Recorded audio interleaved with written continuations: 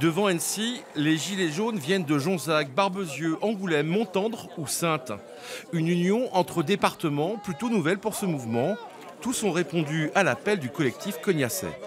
On commence à se regrouper entre villes pour être plus solidaires et pour être plus forts. Et si d'autres villes font des appels, eh bien on est là.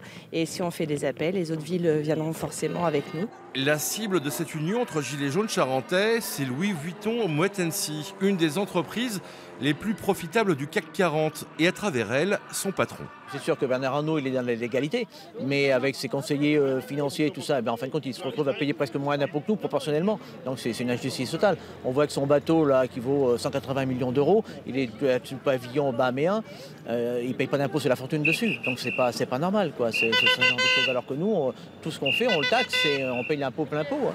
Depuis le début, la base des engagés dans ce mouvement n'a pas bougé. Parmi eux, de nombreux retraités toujours en guerre contre les prélèvements fiscaux et sociaux.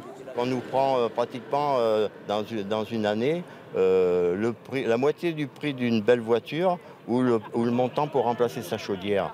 Et on n'a pas forcément, comme on est à un certain seuil, on n'a pas forcément les aides, soi-disant ces aides qui donnent pour les économies d'énergie. Les primes pour les voitures, on ne les a pas.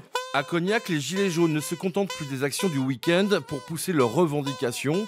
Les rendez-vous en semaine sont devenus également une habitude.